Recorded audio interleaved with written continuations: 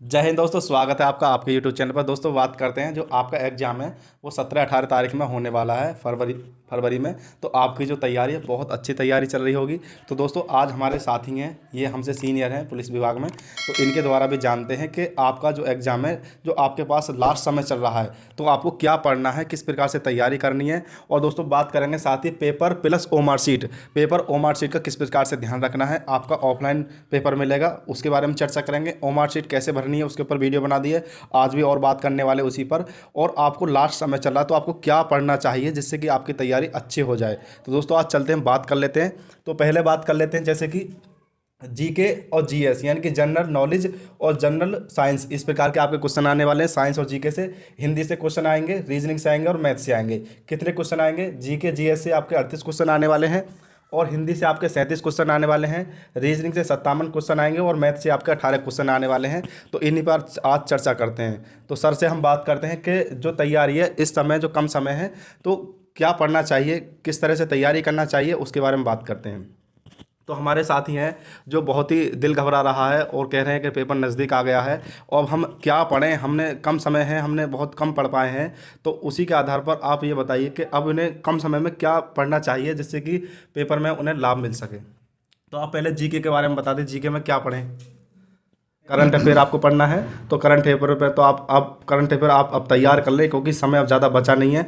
और कुछ संविधान होता है और जो मोस्ट इम्पोर्टेंट क्वेश्चन होते हैं आपके, जो आपने बुक ली होगी उसके पीछे जो विविध होगा वहाँ से आप पढ़ें।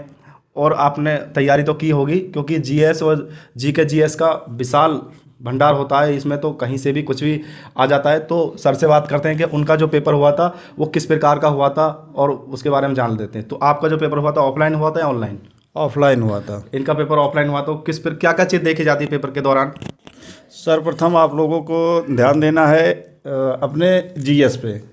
जीएस और जीके और हिंदी। जीएस में कम से कम आप समय, जितना आप समय कम दे देंगे और वैसे ही आप हिंदी में कम समय में ज़्यादा, कम समय में आप ज़्यादा, जितना भी मतलब जो आता रहे ठीक ठाक उसको जीएस और हिंदी आप कम समय में जब आप कवर कर लेंगे उसके बाद फिर आप रीजनिंग में आ जाइए। रीजनिंग में जो क्वेश्चन आपको नॉर्मली लग रहे हैं उनको आप टिक कर लो। फिर यही मैथ में आप देख लो कि मैथ में जितना से जल्दी आपको जो क्वेश्चन आ रहे हैं उनको आप टिक कर लो पहले। और उसके बाद फिर आप अपना नॉर्मल से, उसके बाद जो समय बचे उसमें आप जो कठिन क्वेश्चन लग रहे हैं उन्हें करें। अच्छा, एक सवाल आता है कि पेपर जो मिलता है ऑफलाइन मिलता है तो पेपर पे टिक कर सकते हैं क्या? टिक लगा सकते हो पेपर पर? पेपर में आप टिक कर सकते हैं, अपना पेंसिल रखिए और उससे अपना टिक कर लो कि जैसे क्वेश्चन आते हैं मैथ और रीजनिंग के, क्या इन्हें हल करने के लिए कुछ अलग से पेपर मिलता है या पेपर के पीछे होता है? पेपर के लिए आपको रफ्कार आपका पेपर होगा उसके पीछे ही 2 पेज होते हैं, उस पर रफ्कार लिखा होता है, वहाँ भी आप कर सकते हैं। और क्या जैसे पेपर मिला है हमारा उसमें क्वेश्चन दिया, क्वेश्चन के पास भी हल कर सकते हैं या नहीं? क्वेश्चन के पास आप हल कर सकते हो शॉर्ट तरीके से, शॉर्ट तरीके से आप कम जगह में उसको पेंसिल से आप करते रहिए। जैसे आपका पेपर मिलेगा, आपको लग रहा है क्वेश्चन हम हल करें तो आप जहाँ क्वेश्चन होगा वहाँ भी हल कर सकते हैं। और ये 2 भाषाओं में आता है, हिंदी और इंग्लिश में। सेम क्वेश्चन होते हैं एक ही, जैसे मान लो ये एक पेज है हमारा ये वाला, एक तरफ आपका जैसे इधर आप बताइए जरा, एक तरफ आपका इस तरफ हिंदी रहेगा, एक यहाँ पेज बना दीजिए, मतलब पेपर वाला एक पेज जो होता है इस प्रकार से आप थोड़ा, सर बता रहे हैं आपको, इस प्रकार से मान लो एक पेज हो गया आपका तो उसमें ये 2 पार्ट में हो जाएगा। एक तरफ आपका हिंदी हो जाएगा, उसी पेज पर इंग्लिश हो जाएगा। आपका ये एक पेज हो गया, इसी पे इधर इंग्लिश होगा इधर हिंदी होगा, सेम वो क्वेश्चन होंगे, सेम ही उनके आंसर होंगे। अगर आपको हिंदी में नहीं समझ में आए तो आप इंग्लिश में देख करके हिंदी वाले पे टिक लगा सकते हैं, वो गलत नहीं होगा, वो सेम ही क्वेश्चन होते हैं। अच्छा, दूसरा है जो क्वेश्चन है आपके समय बचाने के लिए, आपने बताया पहले जीके करना है फिर हिंदी करना है, क्योंकि जीके और हिंदी ऐसे सब्जेक्ट हैं जहाँ आपको सिर्फ पढ़ना है और सोचकर 1 या 2 सेकंड सोचकर आपको उस पर टिक लगाना है। उसी प्रकार से फिर आपको ओमार शीट में भरना होगा। रीजनिंग और मैथ आपको थोड़े हल करने पड़ते हैं तो इन्हें आप बाद में करें, इन्हें आप जल्दी कर दें। तो जो समय आपको 2 घंटे का इसमें समय मिलेगा पेपर करने में, तो 2 घंटे का आपका समय मिलेगा। अच्छा, एक ट्रिक और बताइए कि ओमार शीट को जल्दी से कैसे भरें? OMR शीट को देखिए, OMR शीट एक बहुत सावधानी, इसमें सावधानी पूर्वक कार्य करना चाहिए। और ओमार शीट हम दिखा दें, 1 मिनट पकड़ो, हम ओमार शीट भी दिखा देते हैं। विशेष करके OMR शीट में कोई गलती नहीं होनी चाहिए। ओमार शीट है तो इस प्रकार की वो मार्कशीट आपको भी मिलने वाली है। तो हमने जिसमें कच्ची पेंसिल का प्रयोग किया है, तो आप ऐसी कच्ची पेंसिल का प्रयोग अपने क्वेश्चन हल करने में लगा सकते हैं। तो ये जो वो मार्कशीट होती है, इसको किसी प्रकार से नहीं मोड़ना है, नहीं तोड़ना है, आपको सिर्फ ऐसे मिलेगी। इसमें सिर्फ आपको नाम ठीक से भरना है, रोल नंबर ठीक से भरना है, और इसमें आपके गोले ठीक से आपको भरना है। बाकी इसमें अलग से कुछ नहीं लिखना है, नहीं कोई धार्मिक शब्द लिखना है, नहीं इसे मोड़ना है। और इसमें आपको इस वाले पेपर को, जो इस प्रकार का आपको मार्कशीट है, इसे आपको वहीं दे करके आना है। और एक और आपको मिलेगी हरे कलर की, वो ये 3 होती हैं, 1 और 2 और एक ये 3। इस प्रकार से वो मार्कशीट आपकी आएंगी। तो ये ऐसा सेट इसका लगा हुआ आएगा। इसी प्रकार से आपको इसे किसी प्रकार से हटाना नहीं है। आप जब इस पर गोल करोगे, जो आपका नाम हो या आपके क्वेश्चन है, तो वो इस पर तो बनेगा ही, इस पर भी छपेगा और इसके नीचे इस पर भी छपेगा। तो ये जो मार्कशीट है, 3 होती हैं। जो ये होगी आपकी पहली, जो ये कंपनी आपका पेपर करा रही है, उस कंपनी को जाएगा। दूसरा जो होगा ये आपका भर्ती बोर्ड के लिए जाएगा, ये भर्ती बोर्ड के लिए जाएगा। और जो तीसरा होगा, ये ब्लैक एंड वाइट जो होगा, ये आपके लिए मिलेगा, तो आपके इस पर छप जाएगा। जब आपका आंसर की आएगी तो आपको पेपर मिलेगा। आप अपने पेपर में भी देख सकते हैं कि आपने कितने क्वेश्चन किए हैं, और जो आपने गोल कौन कौन सा किया, आप इस पर चेक कर सकते हैं ओ मार्कशीट आपकी आंसर की से। तो आपको ये पता लग जाएगा कि आपने कितने आंसर दिए हैं और कितने गलत दिए हैं। और इसमें जैसे कि आपको जो गोल करना है, जो पेन है, पेन हमने आपको पहले भी दिखा दिया है, आप भी दिखा देते हैं। इस प्रकार का बॉल पेन आता है। ये इसका जो निब होता है, ये वाला निब, ये जो निब होता है, ये मोटा होता है। आप भी इसी प्रकार का बॉल पेन ब्लैक कलर का ले लें। और जो ये गोले जितने भी भरने हैं, कहीं भी गोले जैसे भरना होगा, आपको इसी ब्लैक पेन से, बॉल पेन से भरना होगा। अगर आप यहाँ नाम लिख रहे हैं ऊपर, जैसे कि हम आपको दिखा दें, इसमें जैसे कि ये नाम यहाँ लिखा है, तो नाम आप चाहें तो ब्लू कलर से भर सकते हैं, कोई दिक्कत नहीं। यहाँ पर जो नाम है, ये देख लें, आप इसे चाहे ब्लू कलर से भर दें, कोई दिक्कत नहीं। लेकिन गोले जो भरने हैं, आपको ब्लैक से ही भरने हैं, ये आपको ध्यान रखना है। अब जो बात करते हैं, वो करते हैं कि आपको जब आपका गोले भरोगे, तो आपको किस तरीका आपको अपनाना पड़ेगा ताकि आपके गोले सही भर जाएं और जल्दी भर जाएं। तो जैसे कि मान लो पेपर मिलेगा ऑफलाइन, तो ओ मार्कशीट में गोले भरने का तरीका क्या होगा, अच्छा सही तरीका क्या होगा, आप ज़रा ये बता दें कि ऑफलाइन पेपर होगा कि मान लो पेपर में एक क्वेश्चन दिया, जैसे कि मान लो हमारा क्वेश्चन है, जैसे कि पेपर मिलेगा, तो मान लो एक पेपर है, हम एक क्वेश्चन हमने हल किया मान लो जीके का, तो एक क्वेश्चन करने के बाद तुरंत गोल करें या फिर 1-2 क्वेश्चन कर लें तब गोल करें, जिससे कि समय कम बचे, वो आप तरीका बताएं। सबसे पहले तो आप, जैसे कि मैं बता ही चुका हूँ कि आप जीएस क्वेश्चन टच कर देंगे सभी। हाँ, जितने आपको जानकारी हैं जीएस आप टच कर लेंगे। उसके बाद में फिर आप 1 से 10 तक, जैसे मैंने 1 से 10 तक क्वेश्चन किए, उस 10 के बीच में मान लीजिए कि अगर आप सभी क्वेश्चन अटेम्प्ट कर ले रहे हैं, 10 में 10 आपने सही कर दिया, 10 में 10 कर लिए तो बहुत अच्छी बात है। हाँ। अगर उसमें आपने मान लीजिए 1 के बाद में 3 आपने छोड़ दिया, हाँ, 3 के बाद में फिर आपने 9 छोड़ दिया, हाँ, तो ये जब आप इसको ओएमआर शीट में गोला करोगे, ओएमआर शीट में जब आप गोला करोगे, हाँ, तो ये चीज आप क्रम बहुत जरूरी याद रखना है। क्रम से भरना। हाँ, क्रम से भरना। मान लीजिए 1 है तो 1 आप गोला कर लो, 2 है तो 2, और 3 तो आपने छोड़ा है, तो उसको आप छोड़ दो। और फिर अगले पे ये नहीं करना है कि मान लीजिए कि 1 से 3 हमने 3 छोड़ा भी है और उसी में कलर कर दिए, क्वेश्चन नंबर 4 वाला आप 3 में कर दोगे, तो फिर इस हिसाब से आपका पूरा जो नंबरिंग है। सर का मतलब है, अगर आपको समय बचाना है तो आपको क्या करना होगा, मान लो ये आपका पेपर होगा, इसमें मान लो आप 10 क्वेश्चन तक आप पहले पढ़ना। 10 में से मान लो आपने 3 क्वेश्चन नंबर 3 का आंसर नहीं दिया है और सर ने बताया कि 9 का नहीं दिया है, तो जब आप ओएमआर शीट पर आप आओगे, आपको जब गोला करना पड़ेगा, जब आप गोला भरोगे तो आपको वही करना होगा।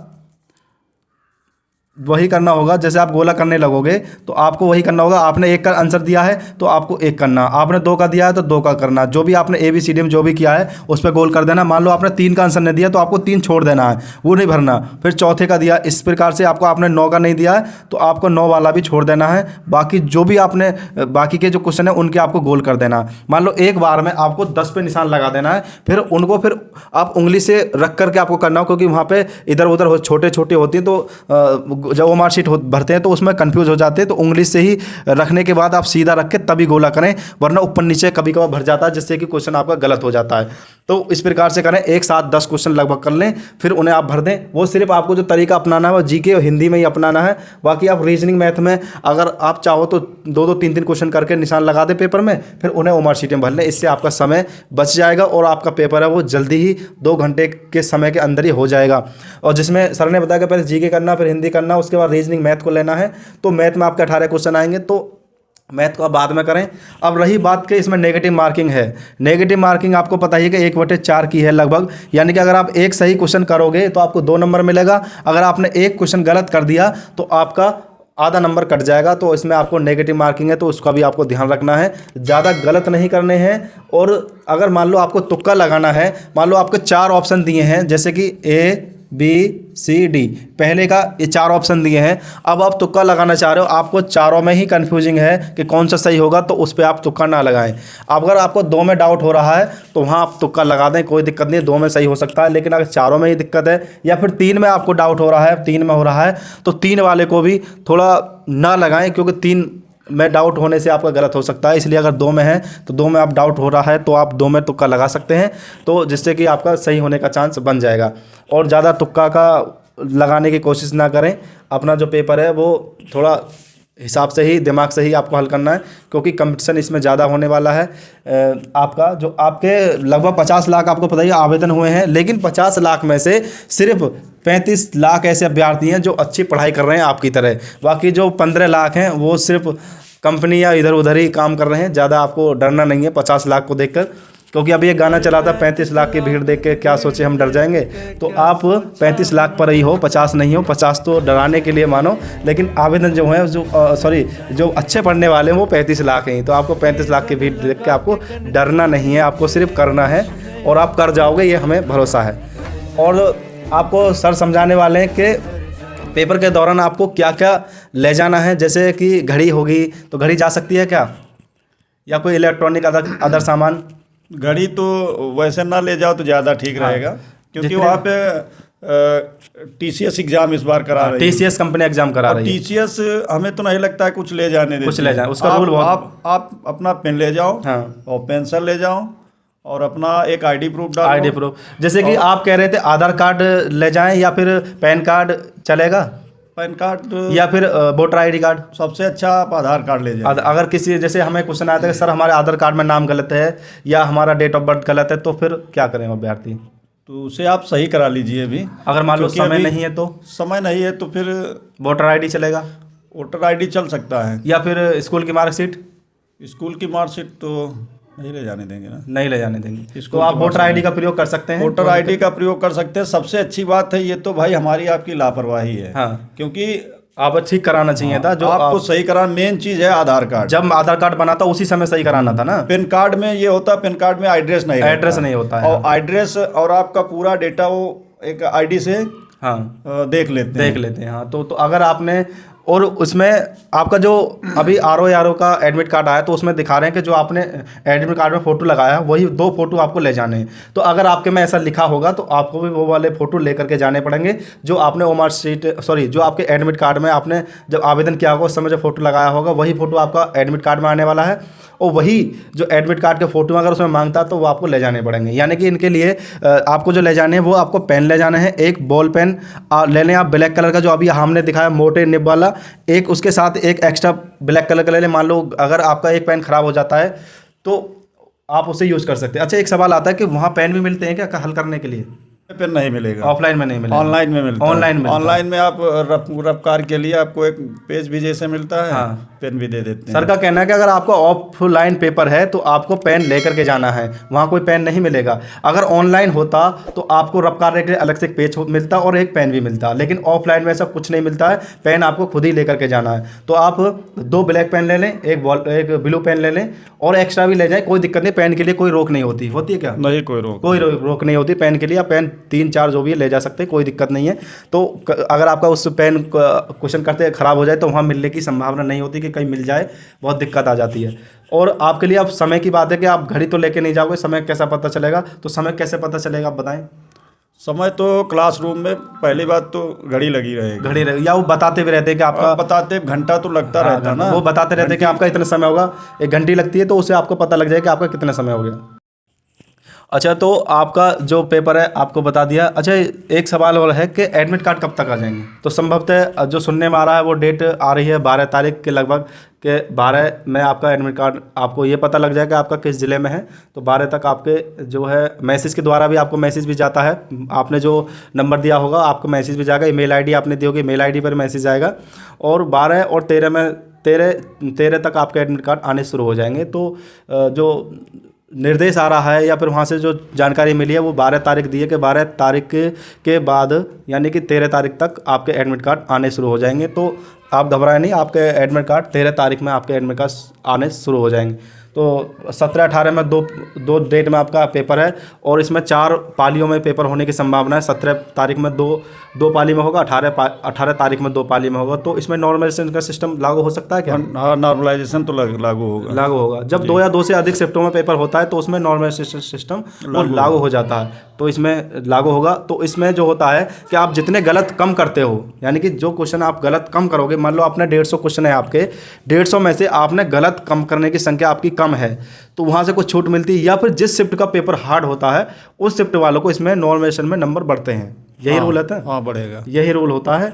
और जो छोटी जानकारी थी हमने पेपर की वो आपको बता दिया। अब आप ये बता दें तैयारी, जो हमारे साथी हैं जो हमारे वीडियो देख रहे हैं, इनको तैयारी अब किस प्रकार से करनी है, क्योंकि आज जो तारीख है 5 तारीख हो गया है और 17 तारीख में पेपर होने वाला है। तो 10 या 12 दिन मुश्किल से बचा है, 10 दिन बचा है, 12 भी नहीं क्योंकि फिर पेपर का भी समय होता है। तो 10 दिन में ज़्यादा से ज़्यादा तैयारी करें, इस प्रकार से आप बताइए, आप अपने अनुभव के अनुसार बताएं कि आपने कैसे तैयारी की थी।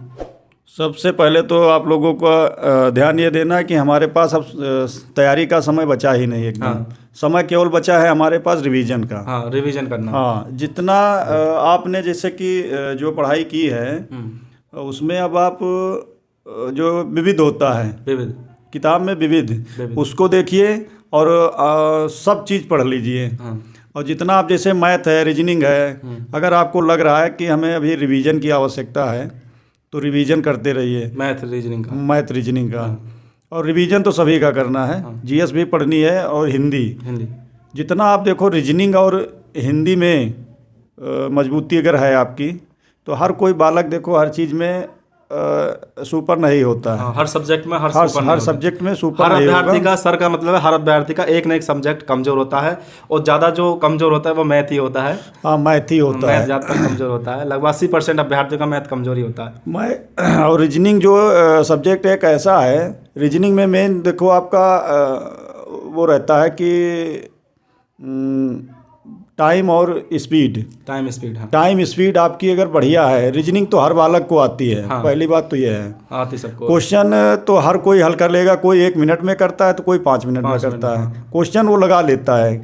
तो समय ये है कि हमें रीजनिंग पे स्पीड बरकरार रखनी है। कितनी जल्दी आप कितना जल्दी आप पढ़ समझ रहे हो उतना जल्दी आप आंसर दे लो। हाँ। अब मैथ तो ऐसी है कि भाई बिना लगाए तो आएगा नहीं, जितना हल करना। तो मेरा कहने का मतलब ये है कि आप प्रैक्टिस जितना ज़्यादा होगा कि हमें लग रहा है मार्केट से आप लोग ले लो प्रैक्टिस सेट। और ले भी लिए होंगे अभ्यर्थी जो अच्छी तैयारी करें उनके पास। हाँ, तो प्रैक्टिस सेट लगाओ और अपना रिवीजन करो। रिवीजन करने का समय है 10 दिन का। नया पढ़ने का तो अब समय नहीं बचा है। हाँ, अब आपको सिर्फ रिवीजन करना है।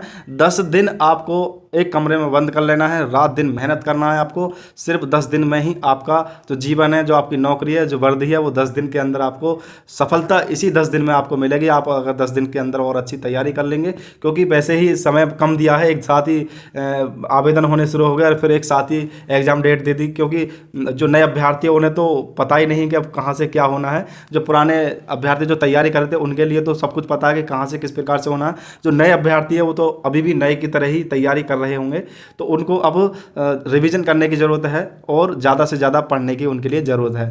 तो आज हमने चर्चा की कि आपका जो पेपर है किस प्रकार से होने वाला है, ओमर शीट को आपको जल्दी से किस प्रकार भरना है, कितने क्वेश्चन आएंगे आपके, वो भी हमने आपको बताया किस प्रकार से होना है। और अगर आपके अभी भी कोई सवाल छूट गया हो तो आप हमें कमेंट कर सकते हैं, हम वहाँ से जवाब देंगे और जो भी और भी जानकारी लेनी है वो भी देंगे। और साथ ही अगर आप तैयारी कर रहे हैं, अगर आप चाहते हो कि हम घर पर ओमर शीट एक बार घर पर भर कर देख लें, जिससे आपका डर खत्म हो जाएगा, एग्जाम के दौरान आपसे गलती नहीं होगी। क्योंकि ओमर शीट में अगर मान लो रोल नंबर या फिर नाम गलत भर दिया तो फिर क्या होगा? उसमें कुछ हो नहीं सकता है कि जैसे अभी सभी लोगों को जानकारी है कि वाइटनर हाँ, बैन है। बैन है। वो एमआर शीट पे जैसे कुछ लोग करते हैं कि गलत हो गया तो उसे कहीं पानी लगा करके उसको या ब्लेड से खुरचने लगते हैं। ये आपको लोगों को नहीं करना या है। वाटनर हाँ, ये सब यूज ही नहीं करना। अगर ऐसा आप करते हैं तो फिर आप ये समझ लो भर्ती से आप बाहर हैं। बाहर है। नाम और रोल नंबर में गलती कर दी गोला भरते में तो दूसरी ओएमआर शीट मिलती है क्या? नहीं, ओएमआर शीट मिलने का कोई विकल्प नहीं है। आपको बहुत सावधानी से ओएमआर शीट को भरना है। आपकी जो ओएमआर शीट होगी वो जो आपका पेपर होगा उसी सीरीज की मिलने वाली है। तो आपको ओएमआर शीट जब आपके पास आए तो आप ये मैच कर लें आपका पेपर सीरीज आपके ओएमआर शीट में मिल रही है नहीं मिल रही, या फिर कोई ओएमआर शीट में कोई गोला अधूरा तो नहीं है छपा हुआ, या पहले से कोई गोल तो नहीं है, या ओएमआर शीट कटी पट्टी तो नहीं है आपकी। वो सब कुछ आपको देख लें। अगर आपको ऐसा लग रहा है कि आपकी ओएमआर शीट में कमी है, कहीं से कट हुई है, या गोला पूरा नहीं है, छपाई में थोड़ी धुंधलापन है, तो आप तुरंत जो आपको दे रहे हैं ओएमआर शीट देंगे उनको तुरंत आपको बताना है कि सर हमारी ओएमआर शीट में ये गलती है। तो आपको ये भी ध्यान रखना है कि ओएमआर शीट में आपको जब ओएमआर शीट आए तो एक बार देख लेना अच्छे से क्या इसमें गलती है। मेन वाली जो हमने आपको दिखाई थी वो तो आपको बिल्कुल देख ही लेनी है, क्योंकि वो ही आपका रिजल्ट निकालेगी। क्योंकि ओएमआर शीट को कंप्यूटर स्कैन करता है, स्कैन के द्वारा ही आपका रिजल्ट निकाला जाता है। तो आपको ओएमआर शीट को बहुत अच्छे से देख लेना है। अगर आप चाहते हो कि ओएमआर शीट घर पर एक बार प्रैक्टिस कर लें तो आप हम दिया आपको नंबर नज़र आ रहा होगा, इसी नंबर पर आप मैसेज कर दें, हम आपको ओएमआर शीट भेज देंगे। और साथ ही आप चाहते हो कि करंट अफेयर के जो पीडी है वो आपको भेज दी जाए, करंट अफेयर के हमारे पास हैं पीडीएफ है फाइल, तो वो भी हम आपको भेज देंगे। और भी हमारे पास पीडीएफ फाइल है जो आपके एग्जाम में क्वेश्चन मिल सकते हैं, तो वो हम सब आपको भेज देंगे। आप हमें इस नंबर पर मैसेज कर दें तो हम आपको सब कुछ भेज देंगे दोस्तों। तो दोस्तों आज जो बात थी, आपका जो डर है वो खत्म हो गया। किसी प्रकार का डर नहीं करना है, दिल खोलकर बढ़िया से जाना है आपको, और जो भी आपको ले जाना है वो हमने आपको बता दिया। एडमिट कार्ड में निर्देश आपको दिया जाएगा कि आपको क्या क्या लेकर के जाना है और कहाँ आपका सेंटर होने वाला है। जो लखनऊ के और पास के अभ्यर्थी हैं उनका लगभग सेंटर लखनऊ में आने वाला है। ये कंफर्म होने वाला है कि लखनऊ के आसपास के जितने भी जिले हैं उनका जो एग्जाम है लगभग लखनऊ में होने वाला है। तो लखनऊ में क्योंकि सबसे ज़्यादा सेंटर बनाए गए हैं, सबसे ज़्यादा अभ्यर्थी आने वाले हैं, तो लखनऊ में आपका पेपर होने वाला है। तो ये तो थी आज की चर्चा। नेक्स्ट वीडियो में बात करेंगे और नई जानकारी के साथ। तो हमारे साथी हैं, हमसे सीनियर हैं, तो एक लाइक, एक शेयर और एक सब्सक्राइब इनके लिए बनता है। तो अगर वीडियो अच्छी लगी तो प्लीज़ चैनल को सब्सक्राइब कर दें, बेल आइकन दबा दें। फिर मिलते हैं नेक्स्ट वीडियो में। थैंक यू, धन्यवाद।